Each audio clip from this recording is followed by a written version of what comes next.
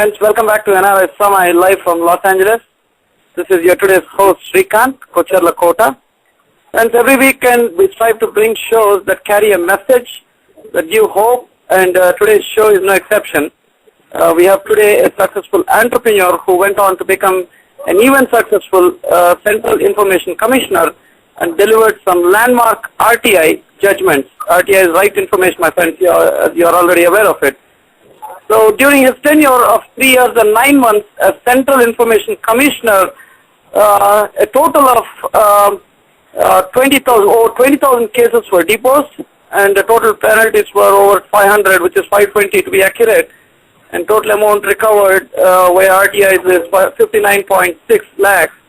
So incredible stuff indeed, and we are talking about Sailesh Gandhi ji. And Sailesh ji, good to have you on our show today. Thank you very much for being with us. Hi, pleasure talking to you and to all your listeners. Oh, it's a great honor, sir. Thank you very much. And we also have an RTI activist who knew no boundaries, for whom no one was untouchable and who was almost unstoppable, filing numerous RTIs and unearthed a ton of much-needed information for public.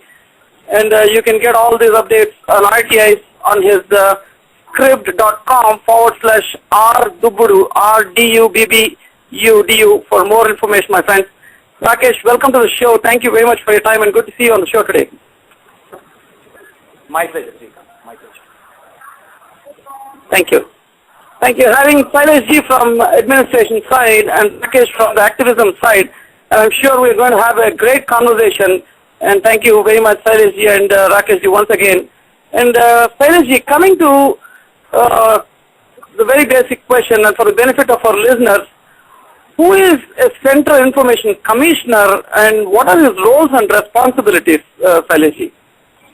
You see, because we have a federal structure, we have state information commissioners which are responsible for all government bodies that are with the state government, and the Central Information Commissioner which is responsible for all bodies which are with the central government organizations. The Central Information Commission is housed in Delhi, and it's the second appellate authority for all matters concerning RTI. In simple terms, citizen first applies to a public information officer, which is an officer where the information is likely to be, where he applies. If he does not get satisfactory resolution, there is a first appellate authority within the organization, and if there again he is not satisfied, then he comes to the commission.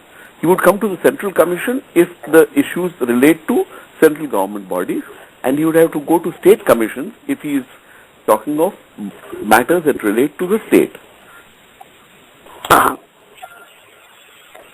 Very good, very good. And how is this breakdown, sir? If you could just go down a little bit on how this breakdown. You're saying that there's some commission at the central level and then it's broken down at state level.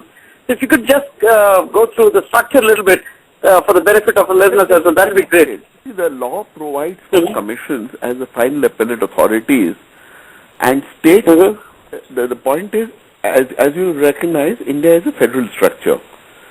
So each state government, let's say police department, in each state reports to the state government, it does not report to the central government at all. Right. Similarly, urban development departments, all your municipal corporations, and a wide variety of these bodies report to the state government. So the central government cannot take over those roles.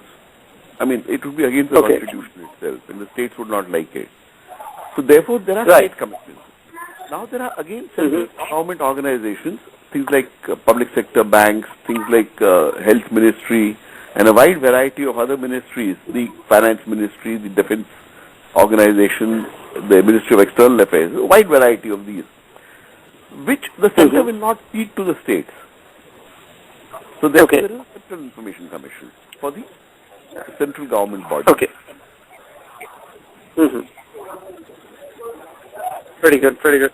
And Rakesh, just to take your perspective, I wanted to understand, given that we have a right that gives us access to information, also gives us power to hold anyone accountable, why do you feel there's a need for activism in RTI? What role does an RTI activist play, or what role should he play? If you could just go over that, that would be good, Rakesh.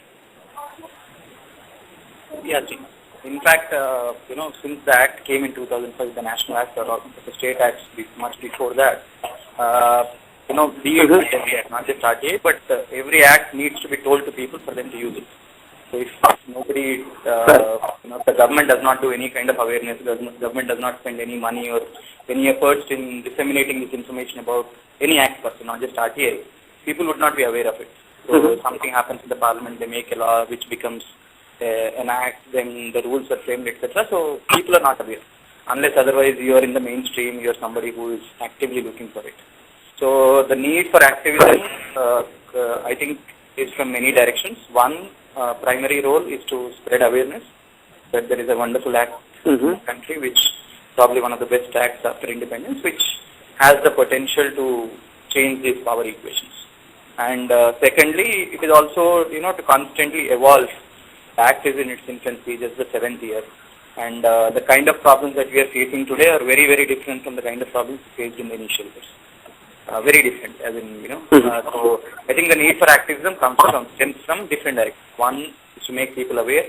Two, to counter all these constant challenges and then probably engage with the state in making the implementation more better. And also to probably help the general public who may not be active or constant users of this act, but who just want to know or just want to use it once in a while. Right.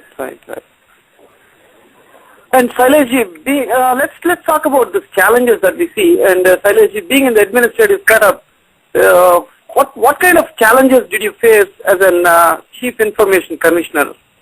No, incidentally, I was not the Chief Information Commissioner. I was one of the Central Information Commissioners. Okay. Let me also share with you, I am also primarily an activist. I mean, since 2003, I was an RTI activist. 2008, I became a commissioner. So I and Rakesh are probably, talking the same language in a certain manner.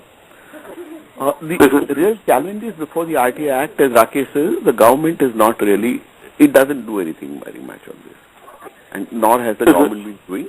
The truth, in fact, is the government is now not too comfortable with the Right to Information Act. Most governments, most political parties and governments. Because they are finding that it's challenging their power hold over the whole system. And just as Rakesh is recognizing that this act has the potential of changing the face of India and the face of democracy, the equations of power in the country, those in power have also realized that yes, it's doing that. Now the challenges today are as follows. A is spreading the act so that all citizens get to know it. At the moment, 7 years after the National Act has come, my own reading is that I would say the spread is satisfactory. Not fantastic, not bad. I mean, for an act like this, I think it's satisfactory. And this is these three letters RTI today. In India, at least about 20 to 30% of the people across the country are at least aware that there is something like RTI, which is a huge. I mean, very few things are known in terms of laws by most people in the country. However, how to use it effectively, properly is still a huge challenge. And as Rakesh clearly points out, it's largely citizen groups who've been spreading this voluntarily, and most parts of the country I have seen very great enthusiasm, where activists actually get nothing out of it. In fact, they all spend money from their pockets and are spreading this right to information, teaching it to people and so on. Now, so what I was saying is, spreading the law and getting it effectively understood by citizens is a big challenge. An equal challenge is getting government servants to understand this. Let me share with you, as a commissioner, I have seen that understanding of laws in government servants is not really very high. And in India, I think, if I may go a step further, the belief that we must work as per all laws is also not very strong. So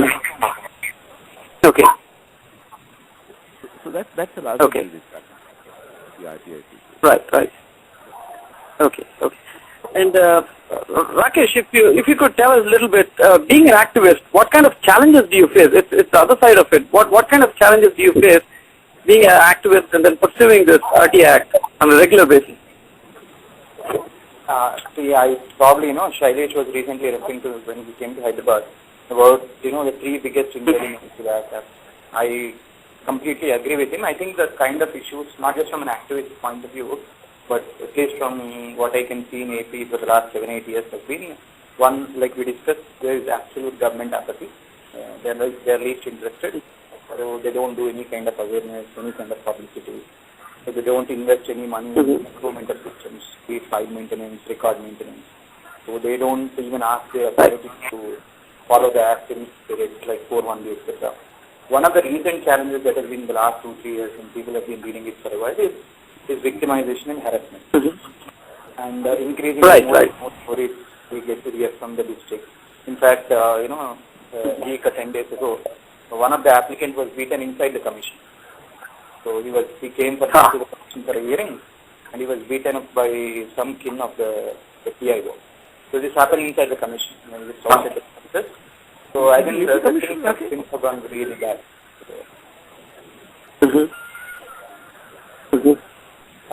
So the challenges from an activist side or even from an applicant side, if I could say, is yes, there is government apathy. 2, commission is not working too well. The kind of powers they have, the kind of things that they can do, they are not doing too well. And judiciary is also being confident because a lot of cases now PIOs go to the court to get a stay on the commission order, and the courts are not acting very fast. As on last count, there are about 120 cases pending in the AP High Court regarding the Information Commission since 2007-2008, which is high. And from a people side also we are facing issues because a lot of people from the grassroots who have learned the act, etc., are finding it difficult to kind of come to terms with the changes. So what if PIO is also evolving 6 years, 7 years, they're kind of finding it difficult, and like I told you, harassment, etc., false cases. A lot of false cases are being foisted now. So the moment somebody asks very uncomfortable questions, etc., so either could be a serious case, could be obstructing public servant, some kind of false cases being foisted. Okay.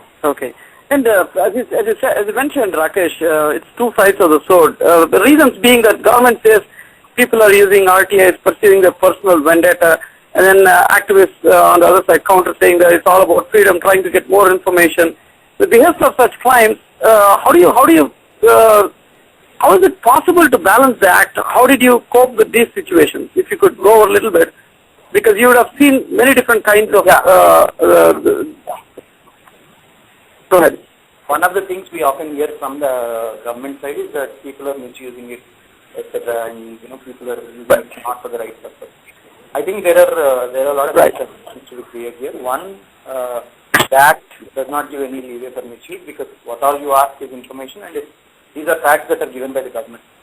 So the moment you say somebody is using it, then it means there is something wrong with the government servant who has done it. So only if there is something wrong, you can probably misuse it, do blackmail, get money or one. The second thing I think is a lot has been said by the government about valuable resources being used up for giving information, etc. But till date, I don't think any proper study was made as to if Section 4 which is one very important section of the Act, which talks about proactive disclosures, that had been implemented properly, how much could it have reduced the burden of application? The government has not done any study. The government has not implemented it properly. So instead of that, it starts shifting the blame onto the people, which is not right. Yes, there are people. As an activist, like you should see the both sides. There are few people I know in AP who don't use it with the right spirit. So they are probably only intentions to kind of harass or have some fun with that, which may not be in the right spirit. But I would say there are enough provisions in the Act. If the officers are well aware of that, there are enough provisions, enough technical aspects with which they could prevent such fraudulent cases. Okay. So, Shailesh, I wanted to expand this a little bit. These acts like RT Act, some of these 498A and other mechanisms that we have got, there are a lot of people claim that it's being misused, they're being victimized. Did you come across such cases? Can you tell our listeners some of those cases that comes under that came under your purview, and how did you deal with them? Okay. If I may, with your permission, let me talk about the positives first, and I'll certainly talk about. Okay. Sure. The thing is that what it has done is amazing to India's democracy. Indian democracy, the biggest thing we got was that right to vote for everybody. Right. When our constitution was being framed, there were huge debates about whether it should be given only to the educated, only to the graduates, only to those with property, and so on and so forth. There were very, very strongly contested debates in the Constituent Assembly. But they came up with this unique thing saying everybody, ladies, gents, everybody above 21 will get the right to vote at that time. Okay. Okay. However, therefore we call India a democracy because we have this right to vote. Right. It's been recently well exercised. Unfortunately, the power did not go to the people. So we got the right to elect a government once in 5 years, and then the citizens are forgotten. Now, that power equation is being changed by the right to information. So this is an amazing thing that happens. I've seen poor people from all kinds of sectors. People from juggies, nobodies, slums, people with tattered clothes coming to the commission and saying, I want this information, this fellow is not giving it to me. And for the first time I have seen government officers, at least before the commission, saying, oh, please let us know what you want. I mean, in the United States, for example, for what a lot of you use a telephone for, people in India are using the right to information for. Okay. The information that you can get like this. So this huge change is coming about. With that, okay, anything that is done in any society, there will be some people who will misuse anything. Okay? We have the Sexual Harassment Act, we have the Dowry Act, we have lots of acts, all of which someone or the other does misuse. So therefore, right to information cannot be unique and say that, no, we'll have only pure people using right to information. There are some instances, my own analysis is, these instances are to the tune of 3 to 5%. So I don't think it's something to really be worried about. This kind of misuse will happen in any activity of the state. Correct. So there are people, yes, I've seen some people who will file 50 RT applications every day to harass a PIO. Okay. I've seen RT applications which run into 25 and 30 and 40 pages. I've seen some applicant, because he had a grievance against some PIO, he felt something the PIO had done which harmed him. He would put multiple RT applications, and then in each one he would argue about each word of the information provided and try and prove that the PIO is false. Whereas, one could see that there is nothing false. So these things are there, I'm not denying that. But it's a small percentage. Right. Very well said. And Rakesh, you've told that the role of an activist is trying to bring in awareness, and I believe one of the biggest reasons why RTI is still known in very limited capacities is lack of awareness, and I very well agree with you. Can you explain a little bit on what you generally do in your capacity to address this? What are some kind of techniques or tools or whatever you use to take this message of RTI to the people and how they can use it? We are, in fact, as in I'm not alone in my own, but we have a few organizations which have come together to form a forum at the state level. So we have a lot of people who are kind of trained on that. So we enter into an agreement with one of the government training institutes called CJB in Hyderabad. Initially, way back in 2005, 2006. So in partnership with them, we did a lot of training of trainers. So people picked up from every district, about 20, 25 people. So now there is a big group of people who are more or less, aware of that. May not be fully aware of all the changes, etc. But people who can go and explain about that. One thing we actively do is tell about a lot of success stories and relate RTI more to the problems that they face in their daily life. So if you go to a village setup, it could be more about their pensions, their lands, so women's pensions, all these things. So if you go to an urban setup, it could be different. If you're talking to a middle class audience, it could be different. fact, we use a lot of audiovisual tools. It's irony that the great tragedy of this country that the government has spent a lot of money, it could be running to a lot of lakhs, in making a nice 10-minute animation video, both in Hindi, Telugu, and even English. But apparently it has not even telecasted once or shown anywhere, because what we hear from the government when we spoke to Chief Secretary of AP was that a lot of IAS officers and the officials complained that the animation movie is over optimistic and it gives a lot of false hopes to people. So the moment they see it, will be flooded with requests. So that was not shown. In fact, they spent a lot of money on it. So it's put up on some websites for download. We download it. In fact, in one district, it was shown to something like 25,000 people. So it's a nice 10-minute. Can you mention the website? That's not talking about Can you mention the website? Can you provide that link, Rakesh? Please, I'll do that. Yeah. Where is that? It's been made by the government. Sure. It is there Okay. to download from the CGG website, Center for Good Governance. Okay, great. Okay. If I may add to what Rakesh said, a lot of us go around giving lectures. I mean, before I became a commissioner, I had given over 500 lectures to all places, slums, clubs, students, colleges, and so on. And there are a lot of groups which are running what they call clinics. I am aware of at least 20 such places in Mumbai, and this must be happening all across the country, where 2 or 3 people sit in a particular place on a particular day and time, and anybody who has problems which he feels can be resolved through RTI comes there, and volunteers help them. A lot of this kind of work is also being done by citizens organizations or individuals also. Citizens. On NRS Samay, we definitely had few people who were talking about innovative ideas like RTI Anonymous, designed by few NRIs and IIT students. We have spoke to them earlier. Also, we spoke recently with Pankti Jog, who's pursuing RTI on Wheels program, which is like driving to rural areas and educating people. I very well agree with you, Shailesh, because there are people, citizens who are coming up with innovative ideas and promoting RTI in a much better fashion, for sure.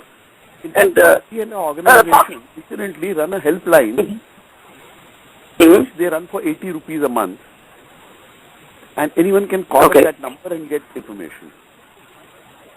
Oh, very good. Right. And what do you think about, Shailesh, I wanted to ask this question because a lot of listeners earlier had asked this question. What do you think about RTI Anonymous? How legitimate is that? And there are some questions that's being posted on forums.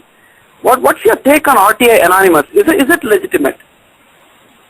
Well, why not? You see, the RTI Act does not require anyone to give his identity. To give his purpose, my apologies. To give his purpose for seeking information.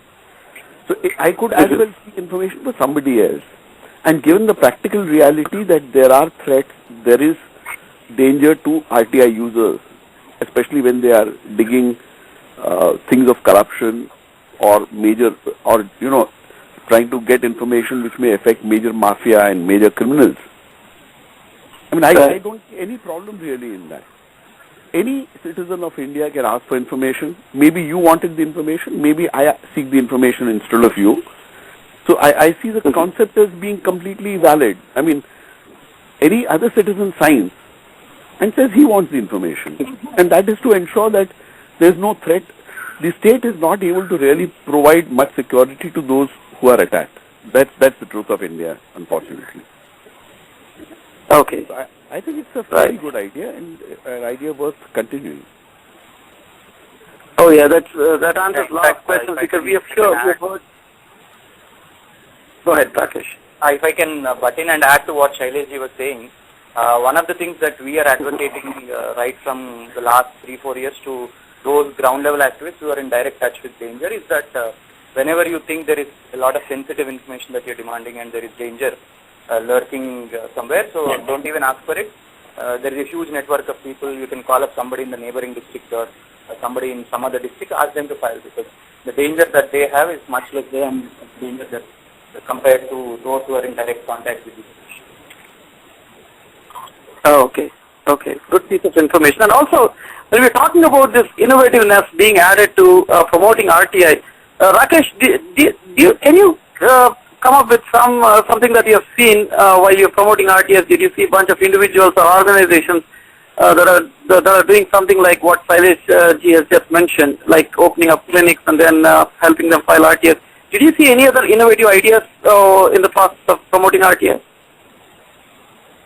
Yeah, a lot of people are using, tools like, for example, MKSS has been successfully using the way of promoting RTA or even all governance ideas through songs and as in a nice funny way where people relate to culture and all these cultural ideas.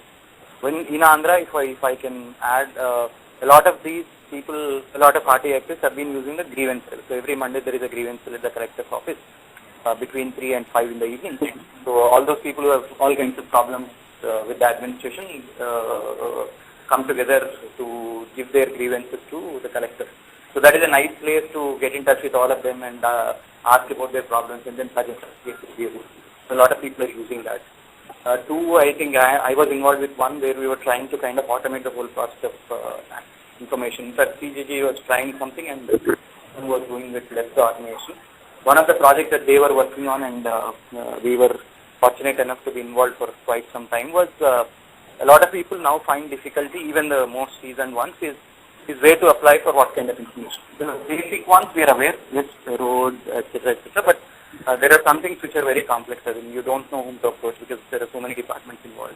So one of the things that they were trying to do was anybody, if they type a keyword, something like I type roads, so it could list, the application could list all those organizations which deal with roads and what kind of roads. So the PWD, the R&D, the NHAI, etc.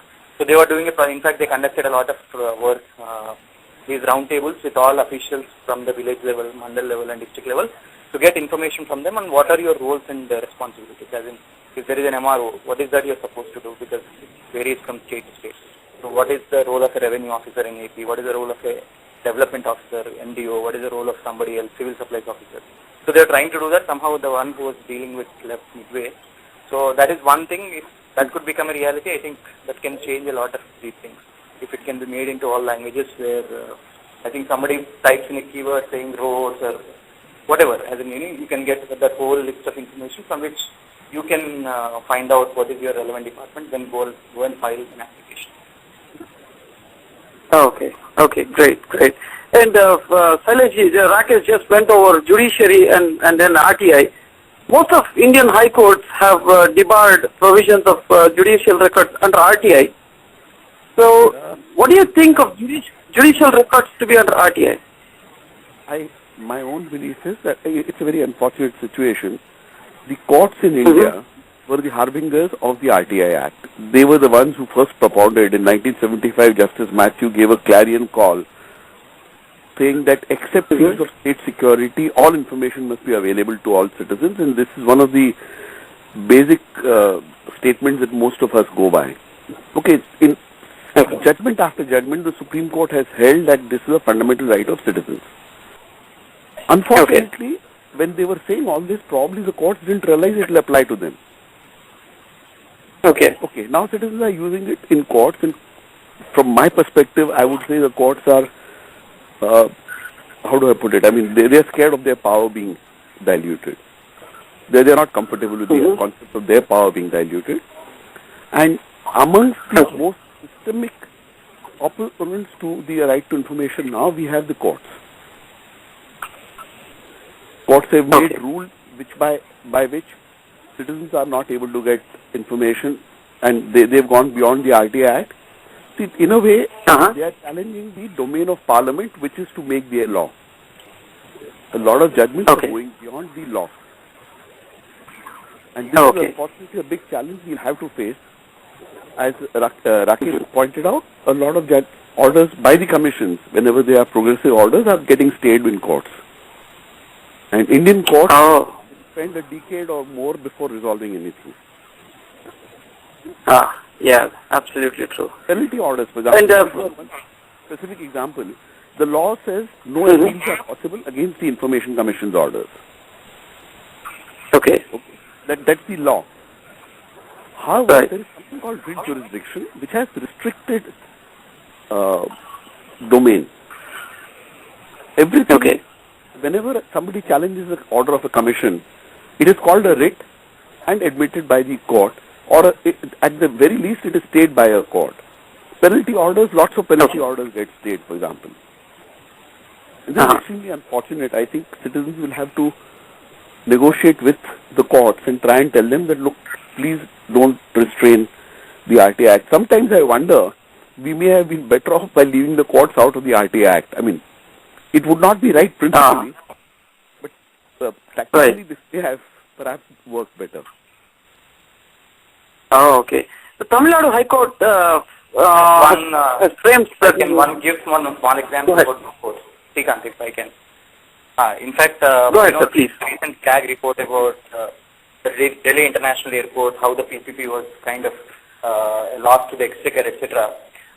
In fact, a lot of people have been trying to understand how PPPs are transparent. So everybody knows that they are the least transparent and least accountable, even though there is a lot of stake of the government, including land and even putting in money.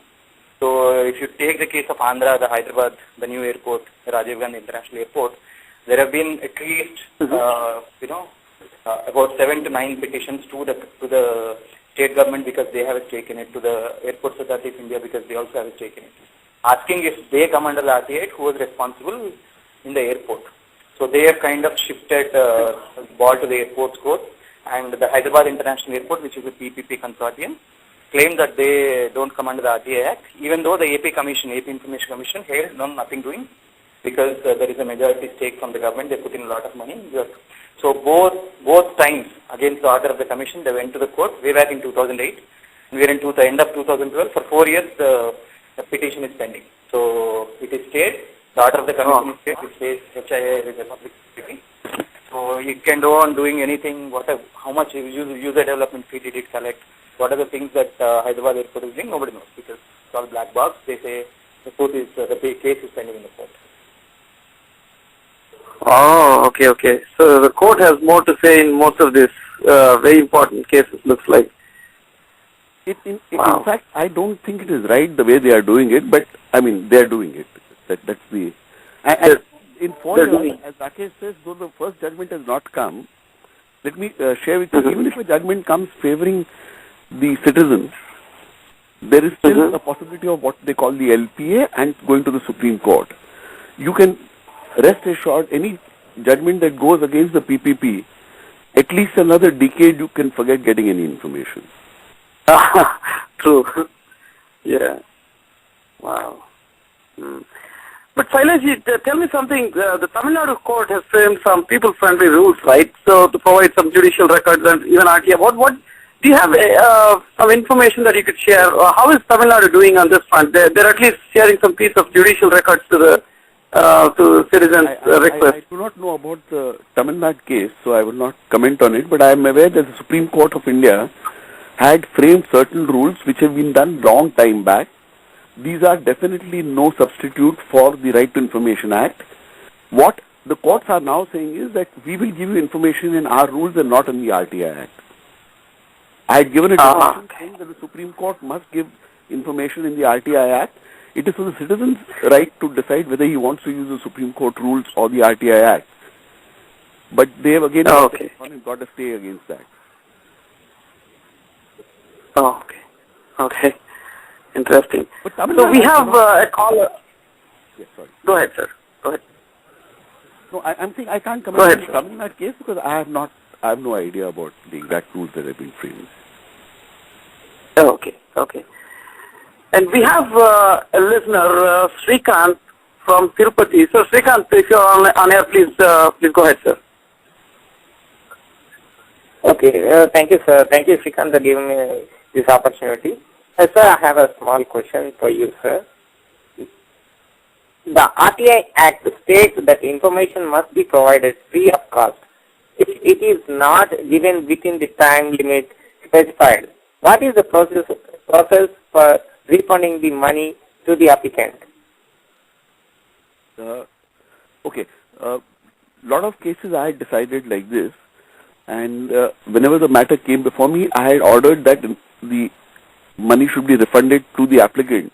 There are cases where I have offered a compensation. So sometimes it would happen, let's say 240 rupees was paid by an applicant. The information was provided late. Then I may order a compensation of 1,000 rupees. So then I may not have ordered a separate refund. But and even without coming to the commission, the PIO can refund the money. I mean, it's very clear when the law says that after 30 days the information has to provide it free. The amount can be refunded directly by the PIO also on a demand. But otherwise, the commission would definitely order that a refund should be given. Okay. Shrikant, you have... If the Gram Pradhan, yes, sir. If the Gram Pradhan, who is the PIO of the Gram Panchayat in Uttaranchal, like some areas, does not know how to read or write, how will they able to meet the information request to the citizens? That's a challenge. Let me put it like this, my friend. Even PIOs who can read and write, even very senior officers in government are not willing to follow the law. Yes. I mean, to that I have no real answer. We all have to strive to get a better state of governance in the country. So I don't think I can really give you any short-term answer on this. Okay, sir. In a state like Uttaranchal, okay. Yes, we can go on. Hello. Yes, sir. Yes, sir. Yes, sir. In a state you have a like question? yes, sir. I have one more Saying question. as in, yeah, please. In states like Uttaranchal, panchayats are the first public authorities that the public come in contact with more than 7,000 panchayats existing already by bill. They have to find as many PIOs, sir? There should be. Let me explain the law like this in terms of PIOs and APIOs.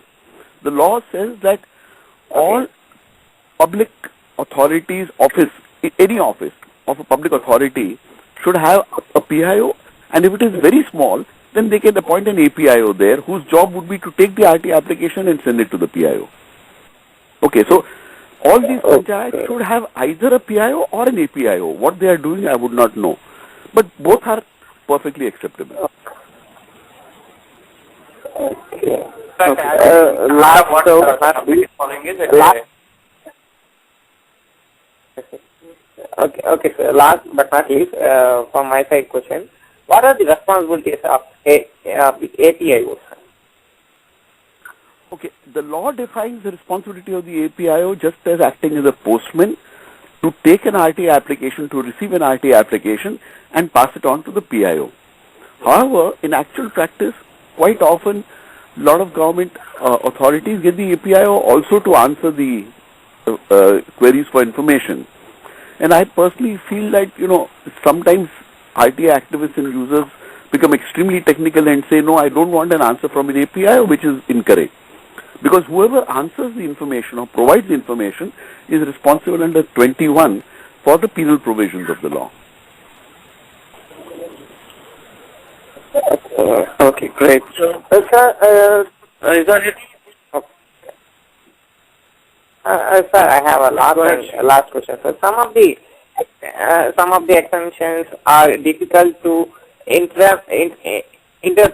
How will the ambiguities be clarified, and what can be done to support officials to apply exemption properly? See, unfortunately, the truth is a lot of information commissioners also are giving orders which are not as per the law. So again, I have no answer to that. I have interpreted a fair number of these exemptions. I'm hopefully getting them together and hope to publish them somewhere.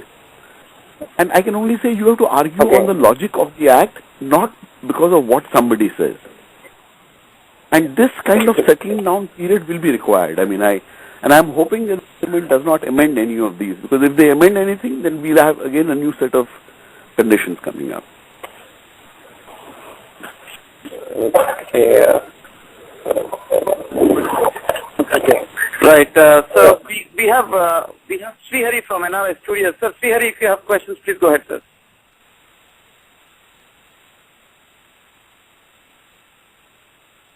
Srihari, are you there?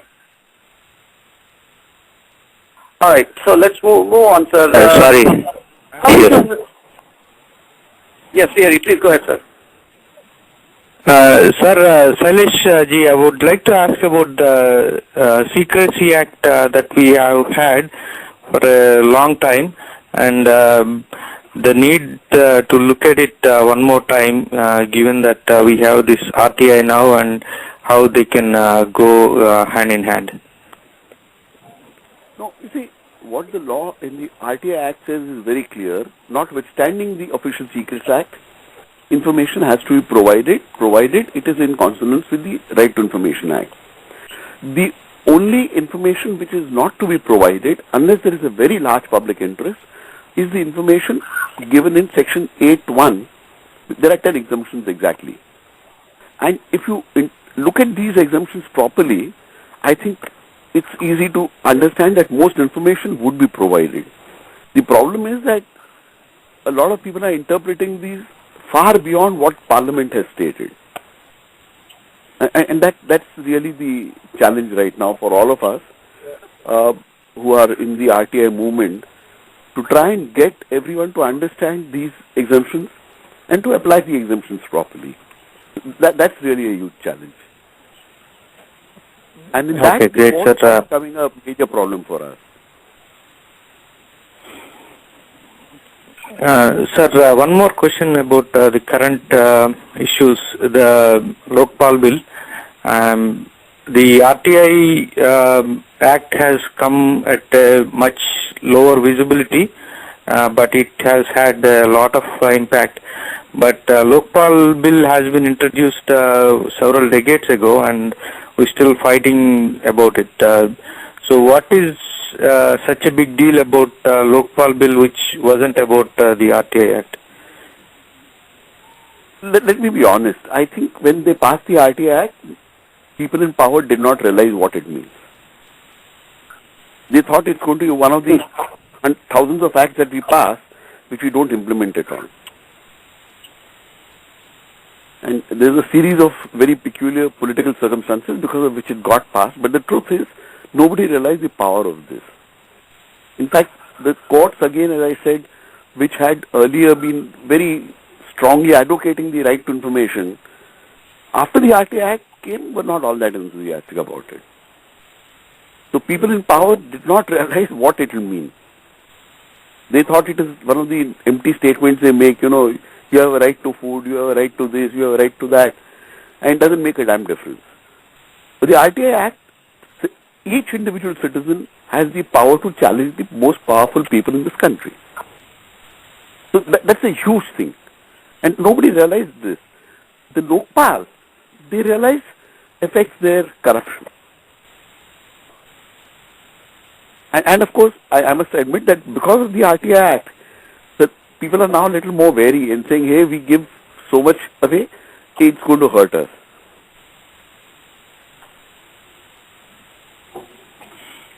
Yeah, that's exactly what Ashwin Mahesh, who was on Narai Samai about a couple of months ago, he told exact same thing about how RTI was passed. Thank you very much, sir. That was all the questions I had. Thank you. Oh, thank you, Srihari. Thank you, Srikanth. Rakesh, I'm sure you would have been interacting with a lot of NRIs, and we're pretty much interested in getting their questions answered as well. There are a lot of NRIs asking about whether NRIs are eligible to file an RTI, and many more questions that came in of late. Can you tell our listeners if you have seen NRIs filing RTIs, and what kind of RTIs do they generally file, and did you do any kind of help to these guys who are looking out for some help on the RTI front? Rakesh, if you go over them, that will be great. Yeah, all Indian citizens are eligible to file, so NRIs, whoever is an Indian citizen can file. In fact, most of the embassy websites have an RTI link, so if somebody goes to the embassy website and RTI link, and recently the central government has introduced an eIPO. So you do not even convert your 10 rupees to whatever number of dollars or cents. So they're planning to introduce the CITO where you can pay your through online as well. But one practical suggestion that I would make is if people are interested to find out information about some very rural area, their hometown, etc., instead of doing it through the embassy, I would request them to get in touch with somebody on ground and get the information they would want.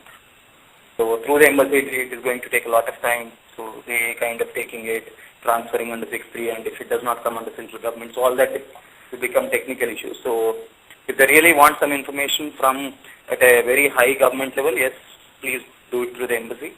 So if they want some information about a very rural area, from where they come from, etc., I would suggest that with somebody on ground and get that information. But technically speaking, yes, all those who are Indian citizens are eligible. They have this right. If I may add what Rakesh is saying, in practice, I would recommend what Rakesh is saying, get somebody else to file your RT application. It's much simpler, that's all I'm saying. I'm not saying you can't do it this way, but it's like saying you're going to take a lot of trouble trying to file your RT application. Oh, very good. Thanks. Yeah. That makes sense. Yeah. Pretty nice suggestions, sir, Rakesh and Shailesh. Thank you. And coming to a little bit on the success side of it, sir, Shailesh, if you could share with our listeners, any good success stories that made you really proud of what you do, what could that be, sir? Oh, there are lots of these, but let me just give you a few as an example. Mm-hmm. As a user of RTI, before I became a commissioner, I had an RT application in Mumbai, and there was about 1,000 crore giveaway in what's called the Crawford Market development, which was stopped because of information that was received in RTI. I know in Delhi, there was a small place which the government had spent 1 crore rupees 15 years back, in fact 20 years back.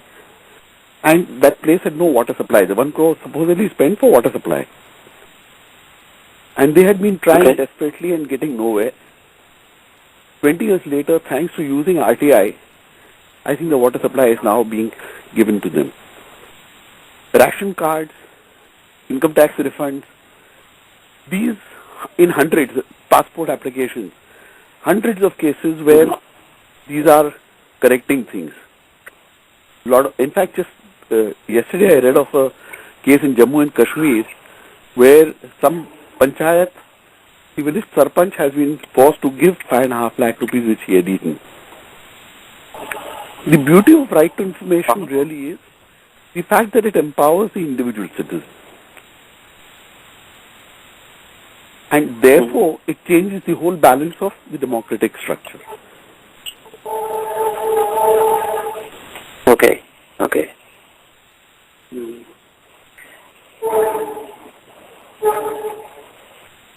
And Rakesh, I'm sure you've been in this process for a long time. Can you share some success stories, Rakesh? Yes, sir. Adding to, as in the same thing that what Shailesh said, I kind of echo the same feelings. And we get the most satisfaction when it happens in the rural areas where probably where you see a real shift in the power equation. I know a lot of stories from rural tribal mandals of Mahbubnagar, etc., where, people had to just go around offices for years together just to get a appointment with that government officer who would not even be in the office, etc. So the moment they start filing applications, they would sit in their home.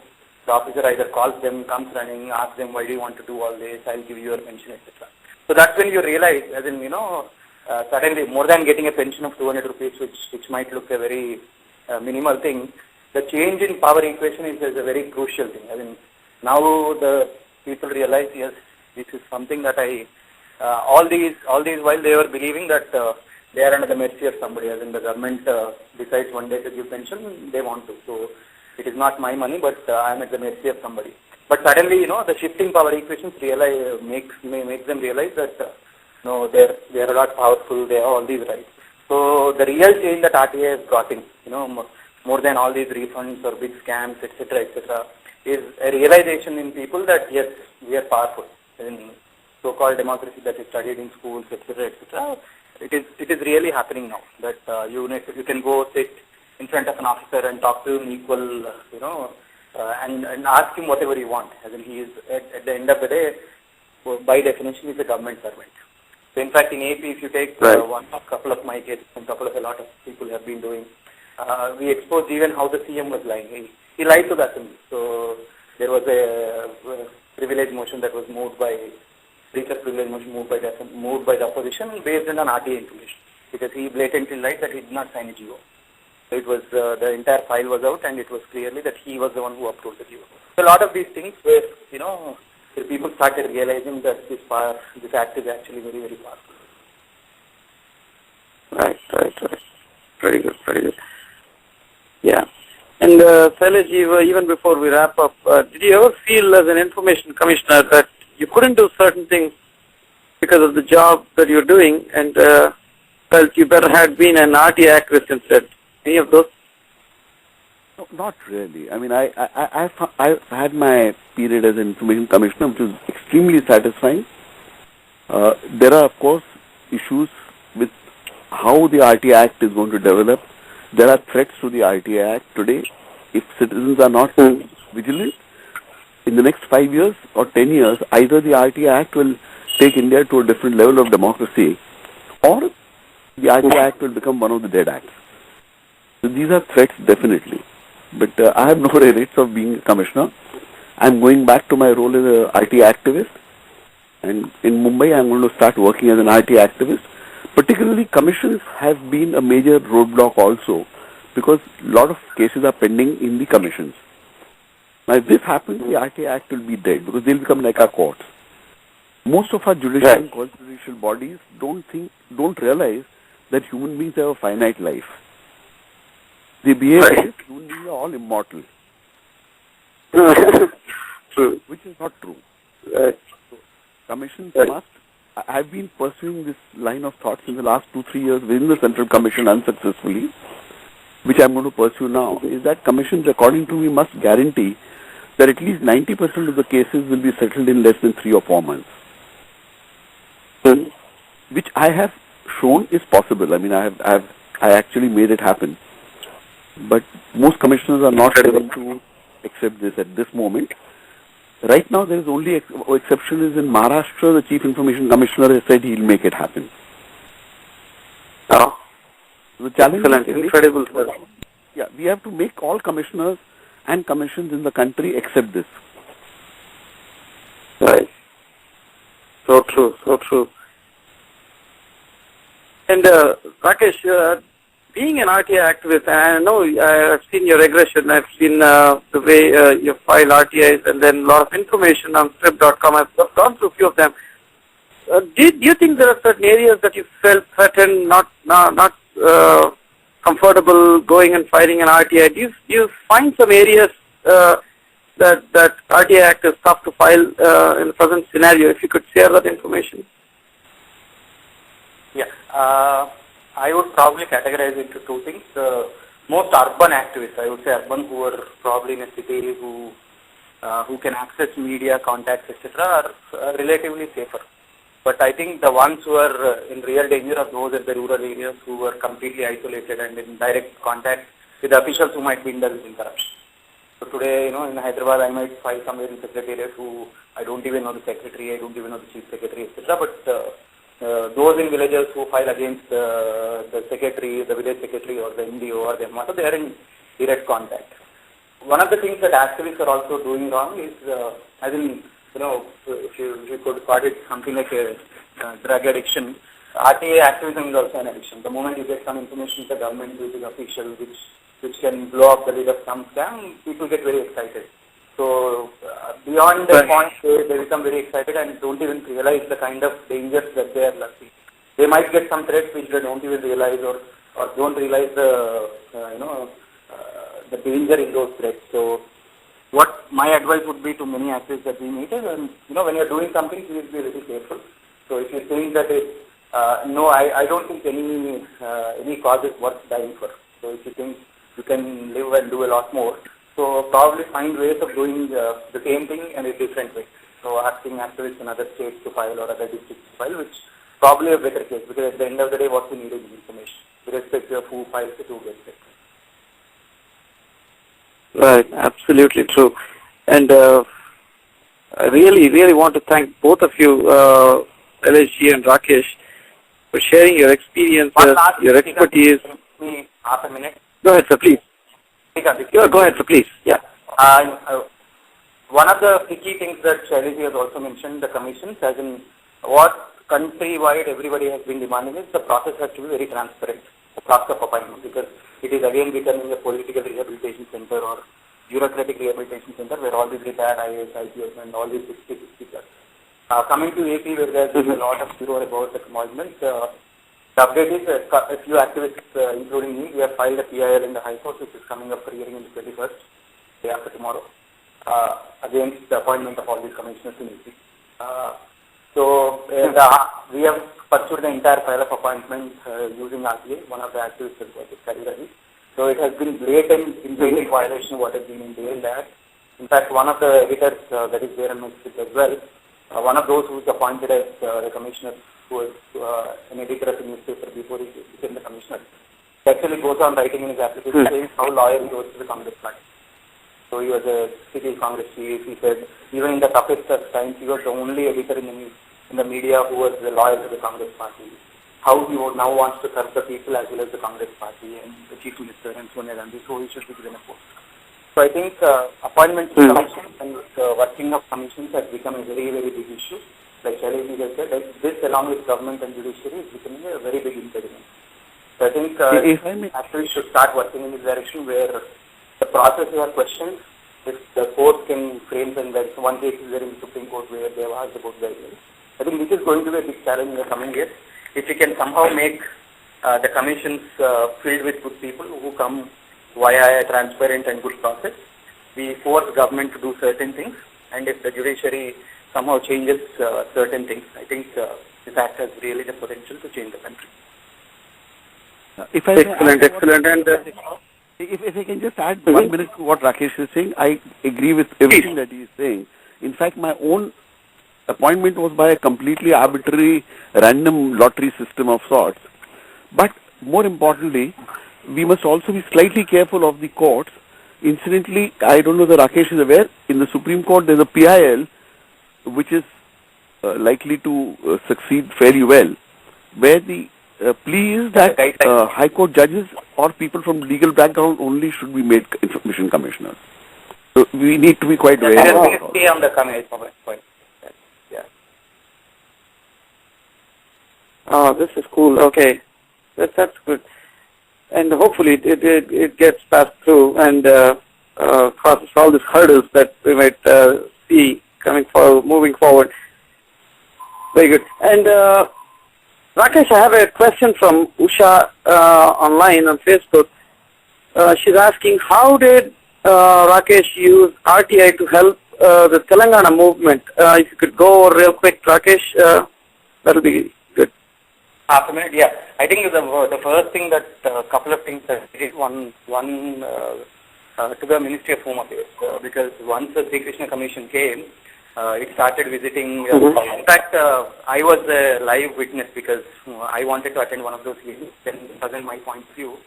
So they had a huge bandobast, 2 SPs, 10 DSPs, etc. There was no way one could really freely express his opinion, his or her opinion. They would be isolated, sitting in AC rooms, roaming around in AC cars with a platoon of 40-50 cars. So I just wanted to know if all this was official. So when I filed an application with the Ministry of Home Affairs, what they said was there is absolutely no file regarding their appointment. It was not even notified. Their appointment was not notified. There was no gazette notification. So the whole thing, what they were doing was illegal. They just came on a party. They spent about 32 crores. 32 crores was what they spent on all these tours. So after my application, about 1 month after the application, they issued the gazette notification saying yes, a committee of 5 people is appointed and all that. Post that, in fact, what they have said is when the minutes of the meeting of the 7th December, based on which the union government said they've made a decision, those were also out on RTI, and whatever reports were sent by the state government, and all these things, and Ministry of Home Affairs saying we have not done any exercise on Telangana before we made that statement. And also how much police force was being deployed in the university, as in, making it a foreign territory, something like, as in mind-boggling numbers. So all these were used, and I have also been in touch with the movement. Personally, I'm in favor of a separate Telangana, where a lot of people came to know of the importance of right to information through the movement, and they started filing. In fact, one of the cases of PG medical case where the High Court ordered a compensation of 4 lakhs. So all these students started using right to information to get how many seats were allotted to each region. So was there any regional bias? How was the government behaving? I think one of the positive spin-offs of this movement, or the movement in the last 2 years in AP, was people started realizing and started searching for facts, which is a positive spin-off. Oh, okay. Very well said. I think Usha would have got her answer. And I think we crossed past 1 hour. Well, Shailesh and Rakesh, thank you very much for sharing all your expertise and experience, and we sincerely hope with people like you, RTI will not only sustain such attempts, but even grow stronger and become really the tool to hold the government accountable. I thank both of you with all the heartfelt thanks to both of you for coming on our studio and then enlightening us about the RTI. I know there's a lot more to talk about this. I hope moving forward, we'll have many different occasions where we'll connect to both of you. Thank you very much for coming on our show today.